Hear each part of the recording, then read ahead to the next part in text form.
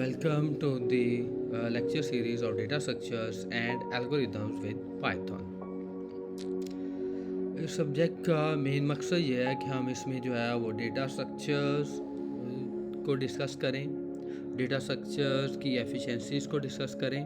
उसके बाद data structures को हम डिफरेंट एल्गोरिदम्स के अंदर कैसे यूज़ कर सकते हैं।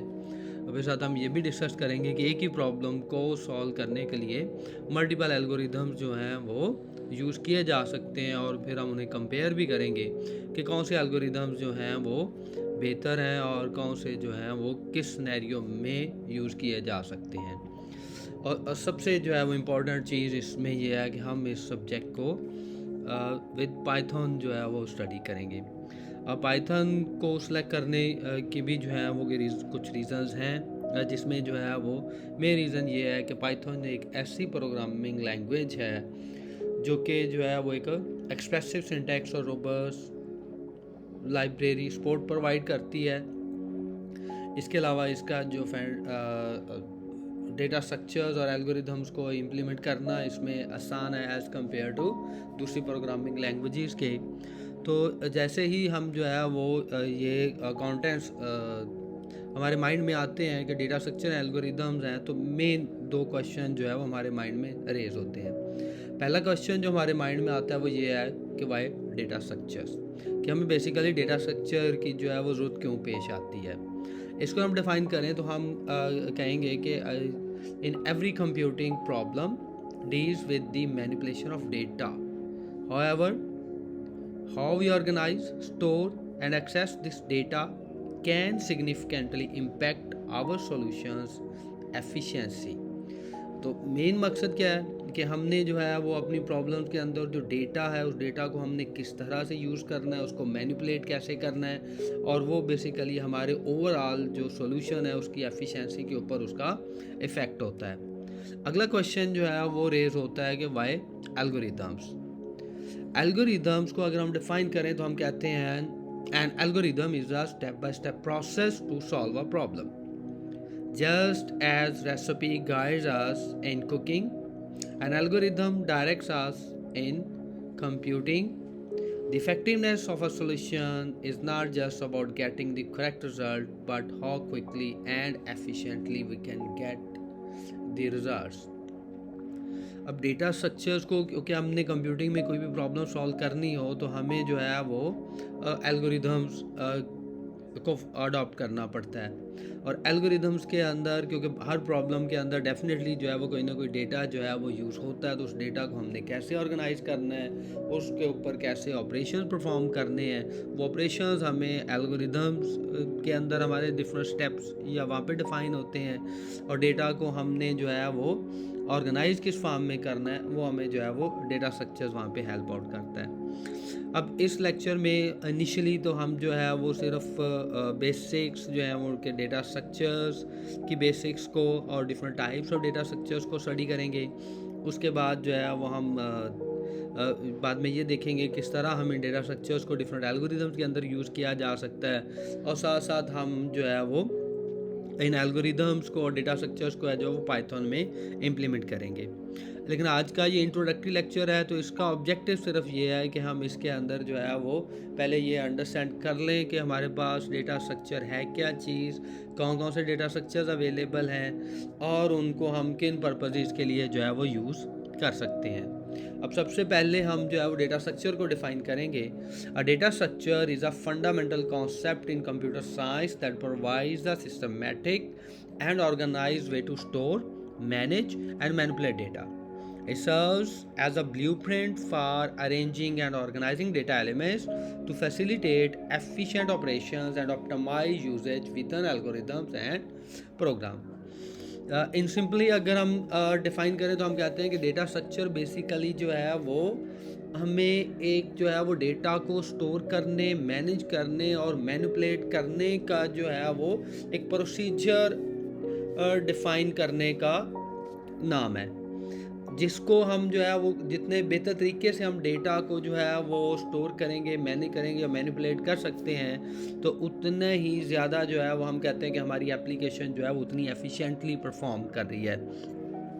अब यहाँ पे एफिशिएंसी को जो है वो दो पैरामीटर्स के थ्रू मेजर किया जाता है, जिनको हम जो है वो स्पेस कम्प्लेक्सिटी और टाइम कम्प्लेक्सिटी कहते हैं। स्पेस कम्प्लेक्सिटी हम कहते हैं कि हम अगर डेटा को या जो डेटा स्ट्रक्चर हम यूज़ कर रहे हैं उसकी बेस पे हमारी रैम कितनी यूटिलाइज होगी, और टाइम कम्प्लेक्सिटी हम कहते हैं कि उसके ऊपर जो ऑपरेशंस हैं डेटा स्ट्रक्चर के ऊपर परफॉर्म होने हैं, वो ऑपरेशन जो है वो कितना टाइम ज़्यादा या कितना टाइम कम ले रहे हैं। जैसे जैसे हम कम्प्लेक्स प्रॉब्लम्स की तरफ मूव करते हैं तो वहाँ पे ये प्रॉब्लम जो है वो बढ़ता जाता है कि हमें टाइम कम्प्लेक्सिटी जो है वो उसको मैनेज करना सबसे बड़ा जो है वो हमारे लिए एक टास्क होता है।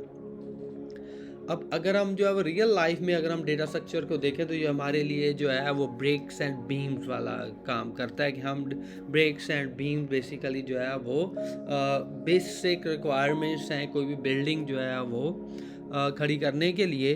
तो हम पहले ब्रेक्स और बीम कलेक्ट करेंगे, उनको कंबाइन करके फिर हम डिफरेंट प्रोसीजर्स अडॉप्ट करते हुए जो है हम उनको कंबाइन करते हुए साथ कुछ और भी हमें मटेरियल डेफिनेटली रिक्वायर्ड होता है, लेकिन हम इनको यूज़ करते हुए जो है वो हम एक बिल्डिंग जो है वो खड़ी कर सकते हैं।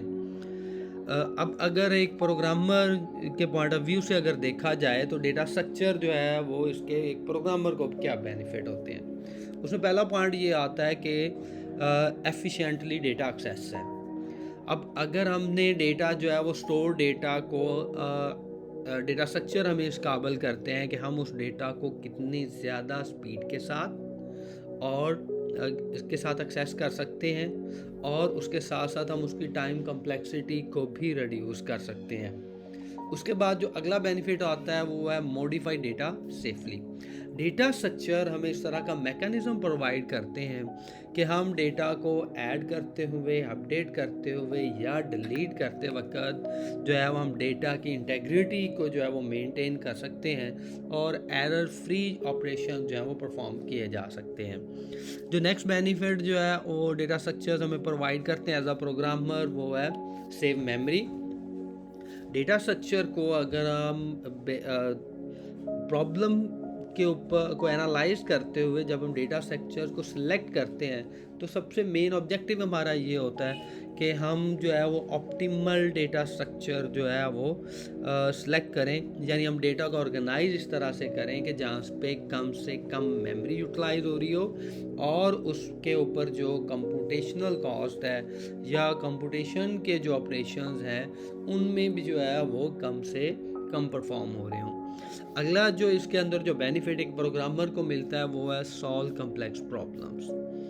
अगर हम स्पेसिफिक जो है वो कंप्यूटेशनल चैलेंजेस को मीट करने के लिए और एडवांस लेवल के जो प्रॉब्लम्स हैं उनको सॉल्व करने के लिए हमारी एक प्रॉब्लम के अंदर मल्टीपल डाइवर्स किस्म की जो है वो प्रॉब्लम्स होती हैं। ज़रूरी नहीं है कि हमें एक ही प्रॉब्लम को सॉल्व करने के लिए एक ही डेटा स्ट्रक्चर यूज़ करना पड़े, हमें एक से ज़्यादा डेटा स्ट्रक्चर्स भी जो है वो यूज़ करने पड़ते हैं। तो फिर हम जो है वो डेटा की और प्रॉब्लम की रिक्वायरमेंट को देखते हुए हम ऐसे डेटा स्ट्रक्चर्स जो हैं वो सिलेक्ट करते हैं जिनको जो है वो हम इजीली मैनिपुलेट कर सकें। अब यहाँ पे इजीनेस जो है वो बेसिकली वही फिर डिपेंड करती है टाइम कम्प्लेक्सिटी और स्पेस कम्प्लेक्सिटी के ऊपर कि जहाँ पे डेटा में मेमोरी कम से कम यूटिलाइज हो रही हो और डेटा के ऊपर जो है वो ऑपरेशन नंबर ऑफ ऑपरेशन जो हैं वो कम से कम परफॉर्म हो रहे हों। तो इन दो चीज़ों को ही बेसिकली मद्देनजर रखते हुए हम कम्प्लेक्स से कम्प्लेक्स प्रॉब्लम्स को विद मिनिमम स्पेस और मिनिमम नंबर ऑफ ऑपरेशंस के साथ सॉल्व कर सकते हैं। उसके बाद नेक्स्ट जो बेनिफिट आता है वो एनहांस परफॉर्मेंस है। जितने बेहतर डेटा स्ट्रक्चर्स हम चूज़ करेंगे उतनी हमारे एप्लीकेशन की परफॉर्मेंस जो है वो बेहतर होगी, उसकी एग्जीक्यूशन की जो स्पीड है वो भी इम्प्रूव होगी, उसकी जो रिस्पॉन्सिवनेस है वो भी बेहतर होगी। तो जैसे जैसे जितना हम जो है वो एक वेल डिफाइंड और वेल इक्विप्ड डेटा स्ट्रक्चर हम यूज़ करेंगे और उसके ऊपर ऑपरेशंस हम जितने जो है वो स्पीडी ऑपरेशंस डिफ़ाइन करेंगे उतनी ही हमारी एप्लीकेशन की परफॉर्मेंस जो है वो बेहतर होगी। नेक्स्ट स्टेप आता है कि अब हम यहाँ पे ये डिस्कस करेंगे कि हमारे पास बेसिकली जो है वो कितनी टाइप्स हैं डेटा स्ट्रक्चर्स की। अगर हम एब्स्ट्रैक्ट लेवल पे डेटा स्ट्रक्चर्स को डिफ़ाइन करें तो हमारे पास जो है वो मेन 2 कैटेगरीज़ हैं। पहले कैटेगरी है प्रिमिटिव डेटा स्ट्रक्चर्स की और दूसरी कैटेगरी जो है वो नॉन प्रिमिटिव डेटा स्ट्रक्चर्स हैं। प्रिमिटिव डेटा स्ट्रक्चर्स बेसिकली जो है वो कंप्यूटर अंडरस्टैंडेबल या सिस्टम अंडरस्टैंडेबल डेटा स्ट्रक्चर्स हैं, और ये बेसिकली जो वही डिफरेंट टाइप के वेरिएबल्स हैं या डेटा टाइप्स हैं जो कि हम अपनी प्रोग्रामिंग लैंग्वेजेस के अंदर जो है वो यूज़ करते हैं, जिनमें अगर हम उनको एब्स्ट्रैक्ट लेवल पे डिफ़ाइन करें तो इंटीजर्स हैं, फ्लोट हैं, करैक्टर्स हैं और पॉइंटर्स हैं। तो ये बेसिकली वो डेटा टाइप्स हैं, जो बेसिक डेटा टाइप्स हैं, इनको जो है वो as a primitive data structure consider किया जाता है। उसके बाद जो दूसरी टाइप आती है वो नॉन प्रिमिटिव डेटा स्ट्रक्चर्स की। नॉन प्रिमिटिव डेटा स्ट्रक्चर्स को आगे फर्दर जो है वो 2 कैटेगरीज में डिवाइड किया जाता है, जिसमें एक कैटेगरी लीनियर डेटा स्ट्रक्चर्स की है और दूसरी जो है वो नॉन लीनियर डेटा स्ट्रक्चर्स की है। लीनियर डेटा स्ट्रक्चर्स में अगर हम देखें तो हमारे पास अरेज हैं, लिंक लिस्ट है, क्यूज़ हैं और स्टैक्स हैं, और नॉन लीनियर डेटा स्ट्रक्चर में ग्राफ्स एंड ट्रीज हैं। अब नॉन प्रिमिटिव डेटा स्ट्रक्चर्स को इन फर्दर डिटेल में हम डिस्कस करेंगे, क्योंकि जो प्रिमिटिव डेटा स्ट्रक्चर्स हैं वो बेसिकली जो है वो उनको यूज़ करते हुए ही हम नॉन प्रिमिटिव डेटा स्ट्रक्चर्स को कंस्ट्रक्ट करते हैं। तो एक्चुअली जो हमारा फोकस है इस कोर्स के अंदर वो नॉन प्रिमिटिव डेटा स्ट्रक्चर्स ही हैं, और हमने इनके ऊपर ही फोकस करना है। और नॉन प्रिमिटिव डेटा स्ट्रक्चर्स को कंपोजिट डेटा स्ट्रक्चर्स भी कहा जाता है। अब इसमें जो है वो अगर हम यहाँ पे देखें तो हमारे पास जो है वो अरेज लिस्ट है, लिंक लिस्ट है, स्टैक्स हैं, क्यूज़ हैं, ये चारों जो हैं वो लीनियर डेटा स्ट्रक्चर्स हैं। उसके बाद ग्राफ और ट्री जो हैं वो नॉन लीनियर डेटा स्ट्रक्चर्स हैं। अब सबसे पहले जो लीनियर डेटा स्ट्रक्चर में जो पहले टाइप आती है वो अरे लिस्ट है। अरेज से जो है वो आप लोग डेफिनेटली फेमिलियर होंगे, क्योंकि इस सब्जेक्ट को पढ़ने से पहले लाजमी है कि आपको बेसिक प्रोग्रामिंग कंसेप्ट्स जो हैं वो आते होने चाहिए। अगर नहीं आते तो आपको पहले बेसिक प्रोग्रामिंग कंसेप्ट्स को जो है वो स्टडी करना चाहिए, तो उसके बाद आप इस काबिल हो सकते हैं कि आप डेटा स्ट्रक्चर्स को जो है वो ईज़िली अंडरस्टैंड कर सकें और उन्हें इम्प्लीमेंट कर सकें।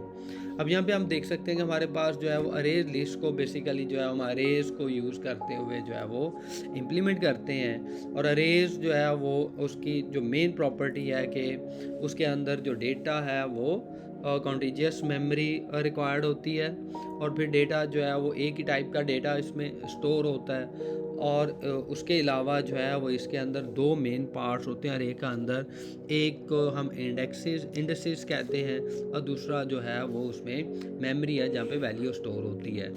क्योंकि जो है वो ये बेसिक में ब्लॉक्स होते हैं और हर ब्लॉक को जो है वो नंबर असाइन कर दिए जाते हैं। जैसा यहाँ पे हम देख सकते हैं कि हमारे पास अरे जो है वो उसका साइज़ 10 है, और इसमें जो इंडेक्सिंग उसकी की गई है वो 0 to 9 है, और टोटल बेसिकली इसके अंदर जो है वो 10 ब्लॉक्स हैं, और हर ब्लॉक के अंदर अलग अलग जो है वो वैल्यूज़ हम स्टोर कर सकते हैं। तो इसमें वैल्यूज़ इंसर्ट करना या वैल्यू यहाँ से रिट्रीव करने के लिए हमें जो है वो इनके इंडेक्स नंबर्स यूज़ करने पड़ते हैं। अब अरेज को अगर हम देखें तो हमें रियल लाइफ में इसकी बहुत सारी एग्जांपल्स मिलती हैं। उसमें पहली एग्जांपल जो है वो हमारे पास बुक शेल्फ की है। अगर हमने जो है वो बुक की कलेक्शन है और घर में या ऑफिस में कहीं पे हमारे पास जो है बुक शेल्फ है, और अगर हमारी वो बुक शेल्फ की जो है बुक्स की कलेक्शन अगर बढ़ती जाती है तो हमें जो है वो शेल्फ का साइज़ इंक्रीज़ करना पड़ता है।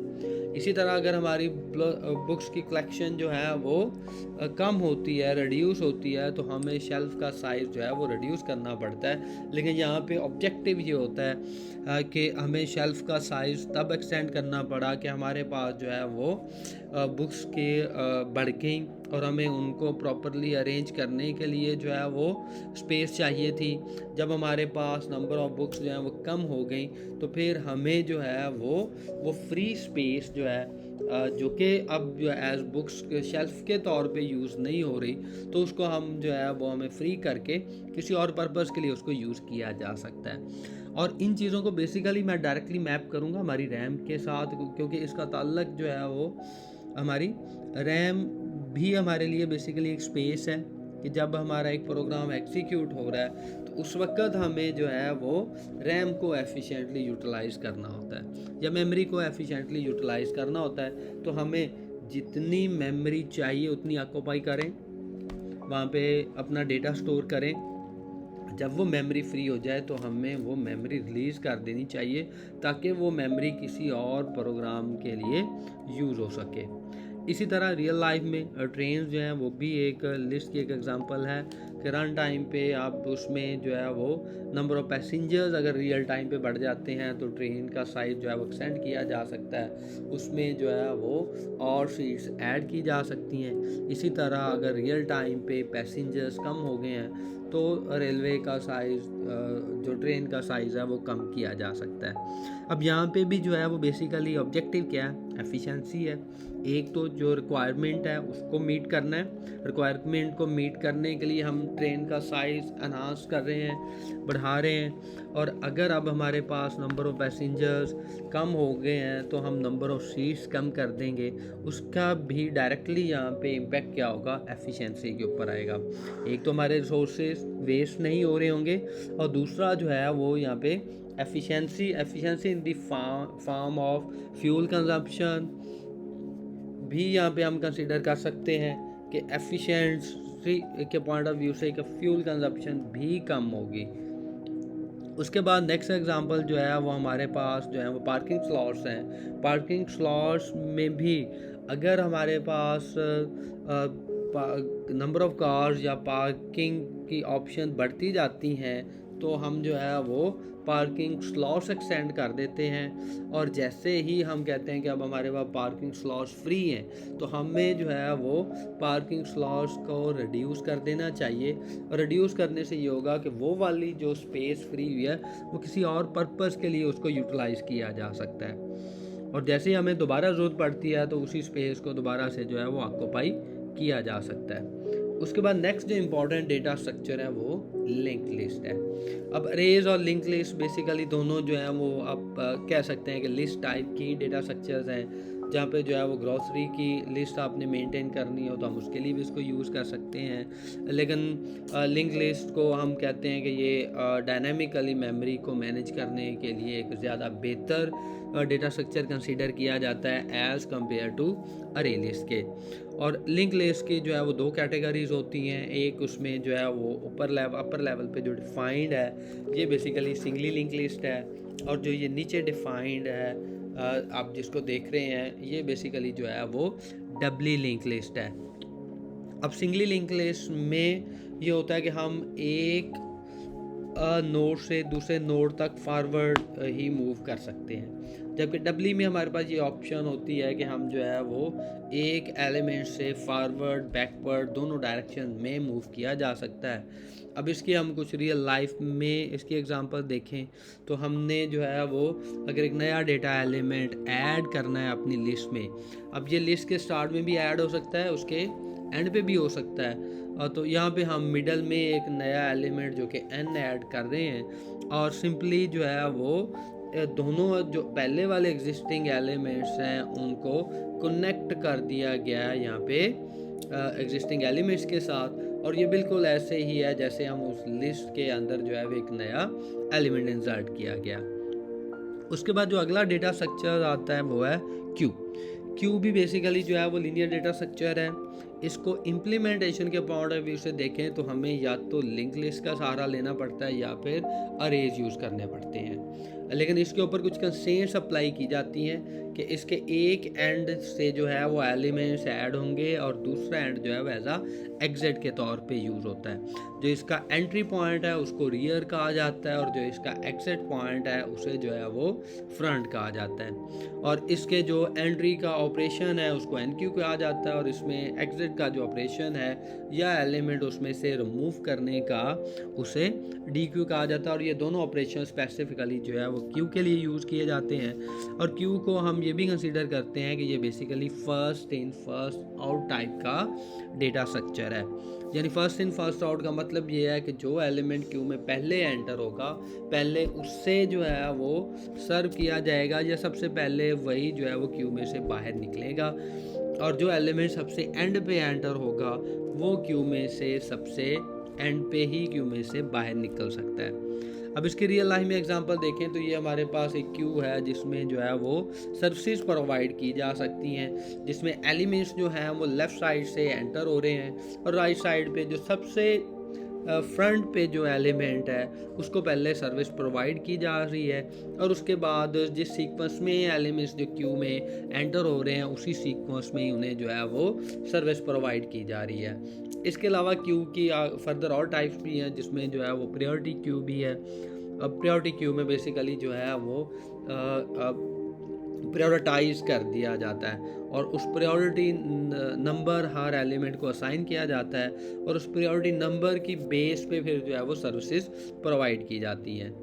इसके अलावा क्यू में जो है वो आप मोटरवे पे या हाईवेज पे जब ट्रैवल करते हैं तो वहाँ पे भी जो है वो हमें डेली लाइफ में क्यू का जो है एक्सपीरियंस करना पड़ता है कि जिसमें जो पहले कार आती है वो टोल प्लाजा के ऊपर जो है वो पहले उसको सर्विस दी जाती हैं और इसी तरह जो नेक्स्ट आती हैं उसके पीछे क्यू में जो है वो एंटर होती जाती हैं और फिर जो सबसे पहले एंटर होती है टोल प्लाजा पे उसे पहले सर्विस दी जाती हैं और जिस सीक्वेंस में वो एंटर होती हैं उसी सीक्वेंस में जो है वो वहाँ से एग्जिट होती जाती हैं। उसके बाद जो नेक्स्ट डेटा स्ट्रक्चर है और वो है स्टैक को भी इम्प्लीमेंट करने के लिए हमें जो है या तो अरेज या फिर लिंक लिस्ट का ही सहारा लेना पड़ता है, लेकिन ये स्पेसिफिक प्रॉब्लम्स को सॉल्व करने के लिए यूज़ किया जाता है। बल्कि बहुत सारी कंप्यूटिंग प्रॉब्लम्स ऐसी हैं कि जहाँ पे शायद अगर हम स्टैक को यूज़ ना करें तो उनको सॉल्व करना पॉसिबल नहीं है और इसका मेन ऑब्जेक्टिव होता है कि हमें कुछ ऑपरेशंस को पेंडिंग करना पड़ता है अनटिल उसके ऊपर डिपेंड करने वाले कुछ ऑपरेशन जो हैं वो सॉल्व ना कर लिए जाएं या परफॉर्म ना कर लिए जाएं। अब स्टैक के ऊपर जो सेक्शन ये है कि इसका एक एंड ओपन होता है और बाकी एंड जो है इसके क्लोज होते हैं। जिस तरह अरे या लिंक लिस्ट में एलिमेंट स्टार्ट पे एंड पे इन बिटवीन कहीं पे भी ऐड हो सकता है, लेकिन ये वाले ऑपरेशन स्टैक में अलाउ नहीं होते। और जिस तरह क्यू में एक एंड से एंटर हो रहे थे और दूसरा एंड एग्जिट के लिए था और वहाँ पे दो एंड यूज़ किए गए, लेकिन स्टैक के अंदर सिर्फ एक ही एंड होता है और उसी एंड से ही एलिमेंट्स ऐड होते हैं और उसी एक एंड से ही एलिमेंट जो है वो उसमें से निकाले जाते हैं। अब स्टैक में अगर एलिमेंट ऐड करना हो तो उसके लिए पुश का कीवर्ड यूज़ किया जाता है, यानी इसमें इंसर्शन की टर्म हम यूज़ नहीं करते बल्कि हम उसे पुश की टर्म यूज़ करते हैं। पुश का मतलब यह है कि स्टैक में हमने एक एलिमेंट ऐड करना है।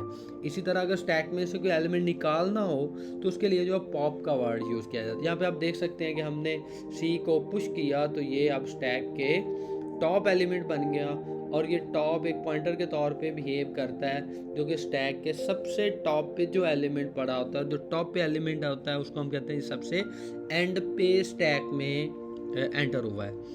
और स्टैक के लिए जो टर्म यूज़ की जाती है वो लाइफो का वर्ड यूज़ किया जाता है लास्ट इन फर्स्ट आउट, यानी जो एलिमेंट सबसे एंड पे एंटर होगा स्टैक में वही स्टैक में सबसे पहले निकलेगा। तो अब यहाँ पे सी सबसे एंड पे एंटर हुआ है और अगर हमने यहाँ से पॉप करना है कोई एलिमेंट तो सबसे पहले सी ही पॉप होगा। सी को पॉप किए बगैर बी या ए यहाँ से पॉप नहीं हो सकते। अब इसकी कुछ रियल लाइफ एग्जांपल्स देखते हैं। पहली एग्जांपल जो है वो स्टैक ऑफ बुक्स है। तो स्टैक ऑफ बुक में 4 बुक्स हैं और इसके में अगर हम देखें तो इसका जो बॉटम एंड है वो बेसिकली जो है वो एक्सेसिबल नहीं है। आप यहाँ बॉटम से कोई बुक निकाल नहीं सकते, आप बॉटम से कोई बुक इस स्टैक में जो है वो ऐड नहीं कर सकते। सिर्फ आपने अगर इसमें बुक ऐड करनी है तो टॉप से ऐड होगी, अगर इसमें स्टैक में से निकालनी है तो टॉप से ही निकलेगी। ये बेसिकली इसमें जो है वो पुश करने का प्रोसीजर है कि हमने पहले 4 बुक्स थी, एक नई बुक ऐड करनी है तो टॉप से ही हम उसमें ऐड कर देंगे।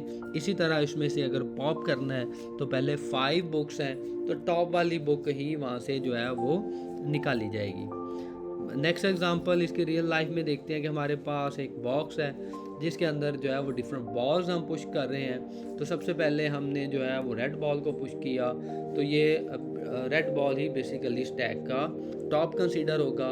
नेक्स्ट जो है वो ब्लैक बॉल उसके अंदर पुश किया गया, तो अब यहाँ पे जो है वो ब्लैक बॉल बेसिकली स्टैक का जो है वो टॉप है।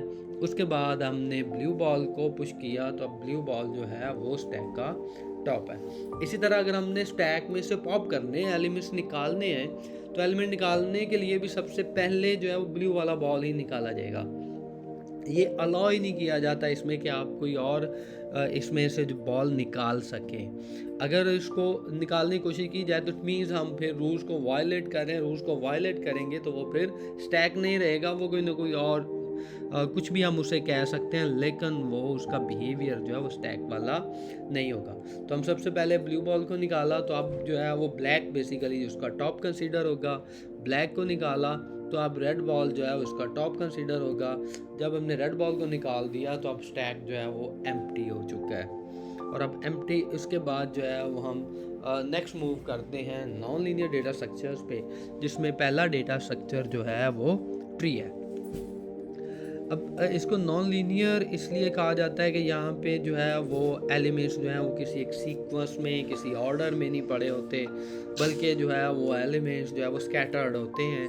और वो स्कैटर्ड एलिमेंट जो है लेकिन लिंक होते हैं एक दूसरे के साथ। अब ट्री को ग्राफिकली रिप्रेजेंट करने के लिए जो है वो इसके अंदर दो चीज़ें यूज़ होती हैं ट्री के अंदर। एक नोड्स हैं, दूसरे एजेस हैं।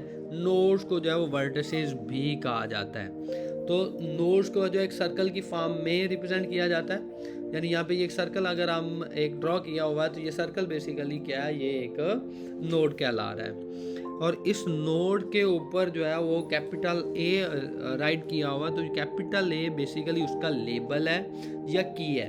तो लेबल का वर्ड भी कहीं पे आपको मिलेगा, या फिर जो है वो की का वर्ड भी हम इसके लिए यूज़ करते हैं।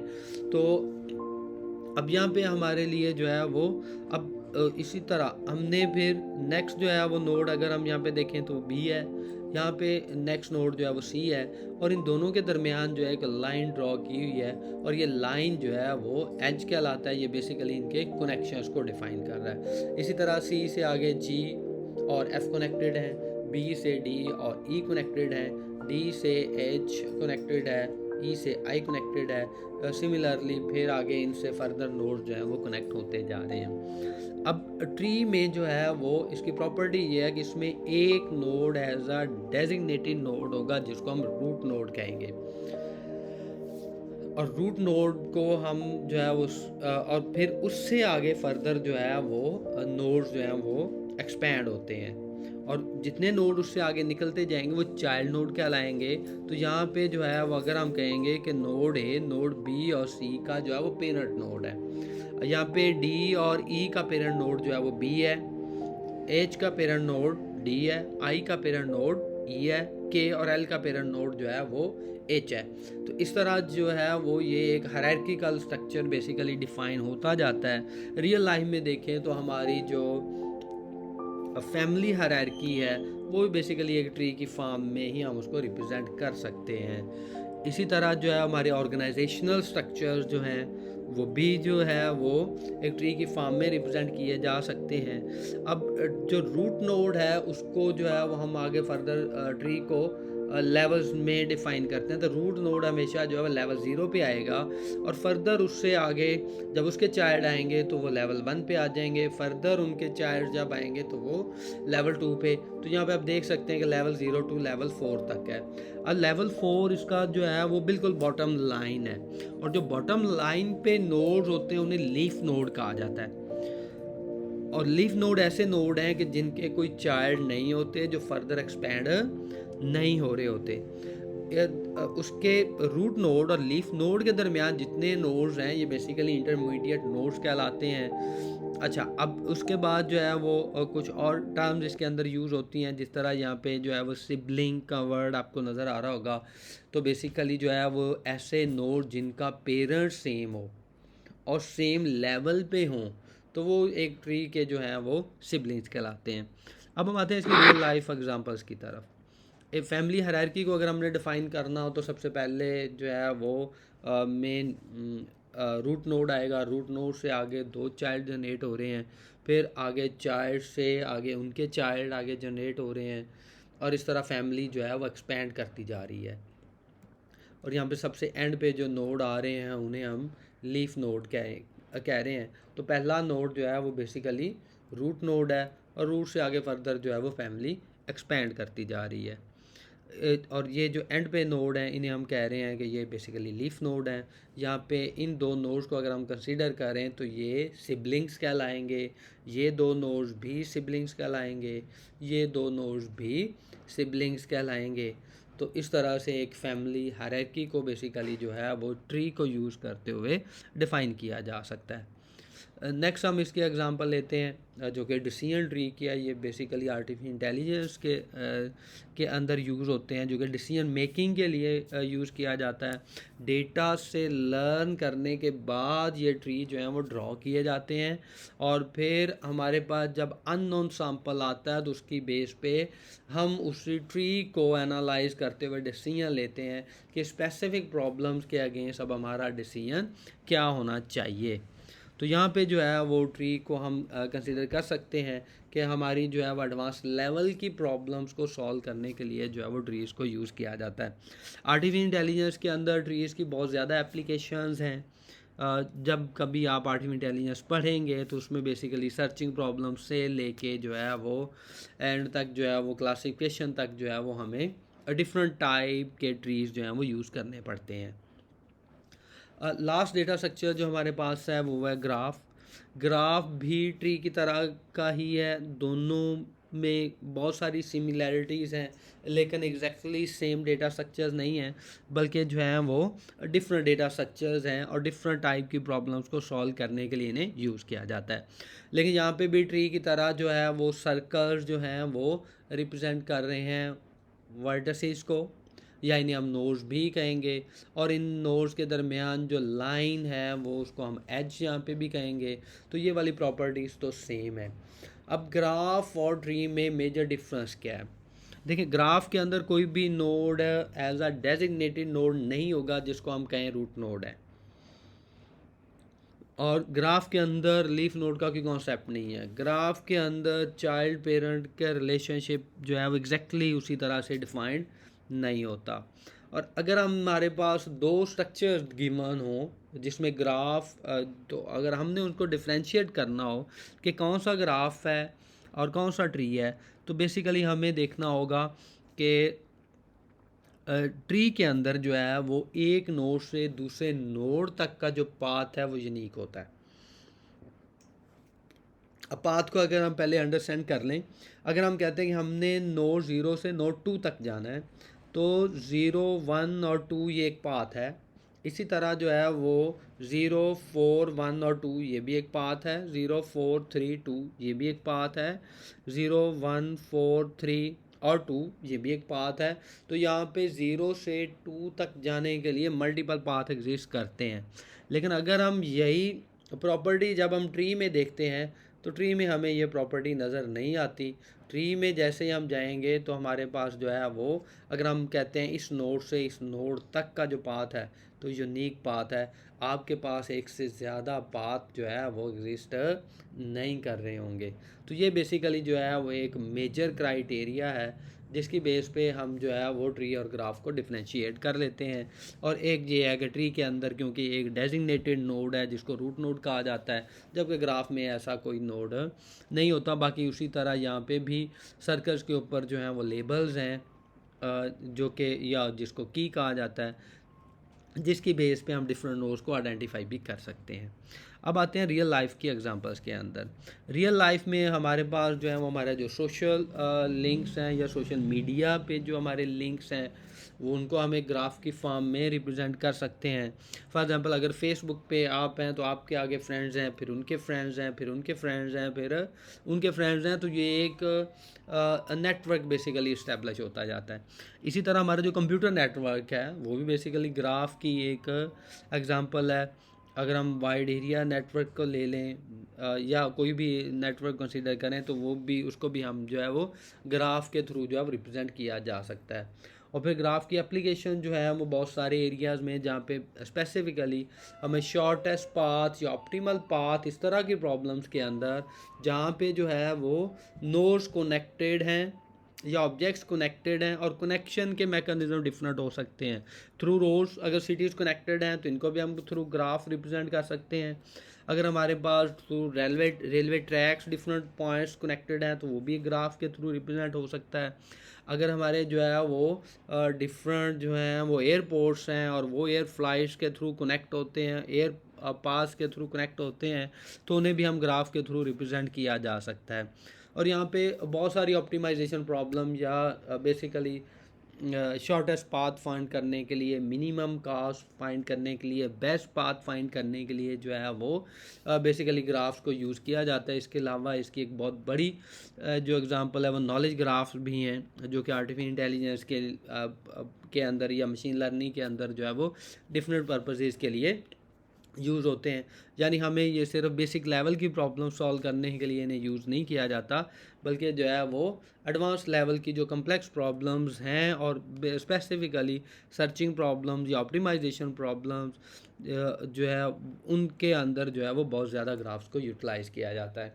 इसी तरह ग्राफ के थ्रू हम ये विजुअलाइज कर सकते हैं कि हमारी जो है वो फ्लाइट से एक एयरपोर्ट से दूसरे एयरपोर्ट तक या कि दूसरी लोकेशन तक जो मूव कर रही हैं वो कैसे मूव कर रही हैं, उनके दरमियान जो नेटवर्क इस्टेब्लिश है, एयरपोर्ट्स हैं उनके दरमियान पास हैं, तो उनको भी हम जो है वो ग्राफ के थ्रू जो है वो रिप्रेजेंट कर सकते हैं। ये थे बेसिक जो डेटा स्ट्रक्चर्स, और नॉर्मली यही डेटा स्ट्रक्चर हैं। इसके अलावा कुछ हम इनमें एक्सटेंड कर सकते हैं, जिस तरह रिकर्जन को इसमें ऐड किया जा सकता है, या हैश टेबल्स हैं या हीप है, तो बेसिकली उन्हें भी कंसिडर किया जा सकता है कि वो भी डेटा स्ट्रक्चर्स के तौर पे यूज़ होते हैं। लेकिन इस लेक्चर्स को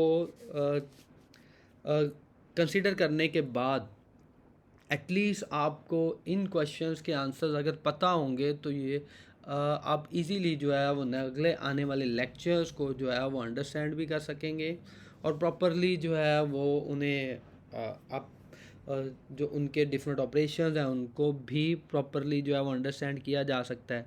तो एटलीस्ट आपको इन क्वेश्चंस के आंसर्स का पता होना चाहिए, जिसमें पहला क्वेश्चन जो है what is the data structure, आपको ये पता होना चाहिए कि डेटा स्ट्रक्चर क्या चीज़ है।